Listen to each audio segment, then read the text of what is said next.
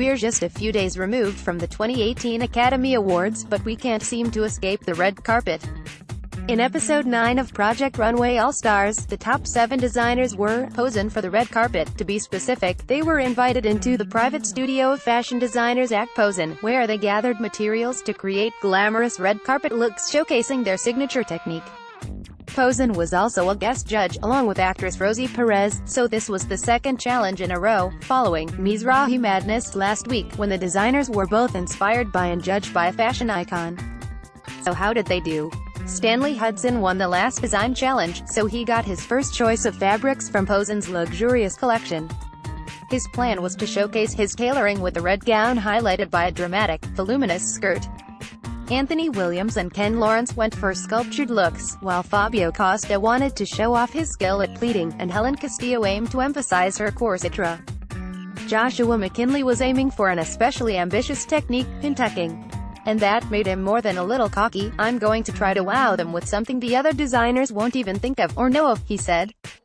But Helen seemed very clear about what pintucking is and why Joshua might have been making a mistake. She warned, "You have to create the effect by hand, it's way too much work." Indeed, Joshua's technique was taking so long that he struggled to finish everything else. And Ken, for one, was skeptical of the outcome, saying that it looked like a woman who just divorced her husband, so she snuck into her daughter's room to get this dress to go to the club to meet some man to have sex with. That might be my favorite, most vivid critique of the season, and it didn't even come from the judges. Runway show, Stanley's bright red gown was nothing if not impeccably tailored. "If you saw her on the red carpet you'd get out of her way," said Stanley about the look. Helen work with corsetra also produced a closely fitted look in a shade of red. "My style lines are beautiful, the fit is amazing," she said watching her gown strut down the runway, though she did keep a close eye on the judges' reactions, because if they don't like something it's pretty obvious. Edmund designed a gown with an elaborate red rose. "I'm hoping the judges will appreciate the technique in the rose itself. It's a creation from beginning to end." That was the third red dress in a row that the judge saw, so Anthony's subsequent sculptured gown in a soft shade of blue was a welcome change of pace. Anthony was proud of the dress's feminine silhouette and architectural softness, though I personally thought the sculpting looked a little too busy. Joshua's pin-tucked dress had a lovely color combination of pink and orange, but Joshua himself felt somewhat ambivalent about the design. "The skirt is fabulous, but the top is so unresolved. As cool as the technique is, I really needed more time to work with the pin-tucking." "I'm inclined to agree, the skirt was beautiful, but the top and bottom of the dress didn't jibe." Fabio had the dress that most stood out from the others in its design, with its dramatic floor-length pleating and V-shaped cutout in the back. "It was a lot of voluminous fabric without looking heavy or dowdy. It's fresh and new and everything I want to do with fashion," he said.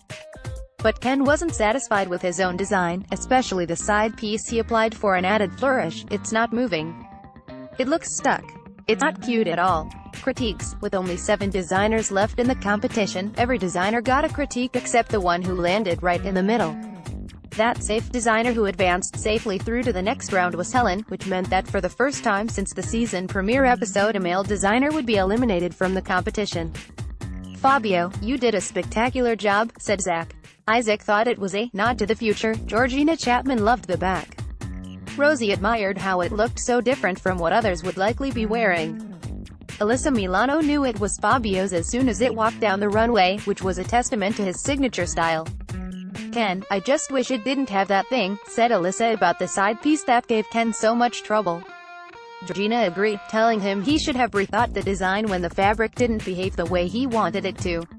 Isaac thought the deep V-neck was poorly executed. Rosie didn't think it was the right look for a red carpet, though she loved the material. Zac said, "It doesn't look finished." Stanley, "I love that it let the subject shine," said Alyssa. "It's such a good dress," added Georgina, "but it's very, very simple." Rosie Perez didn't think the dress left enough room for a woman of more ample bosom, though Isaac loved how expensive looking it was.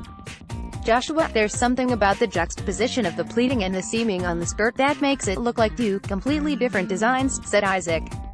Zac added, "It's a lot going on in one look, and that it was a little bit trashy.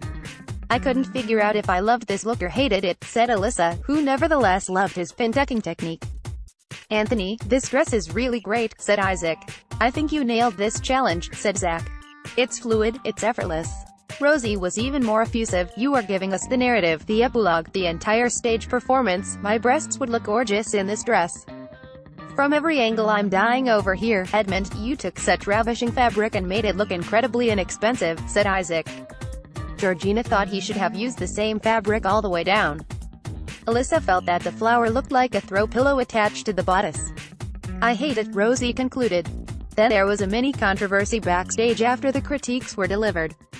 Stanley said, "I was in good company."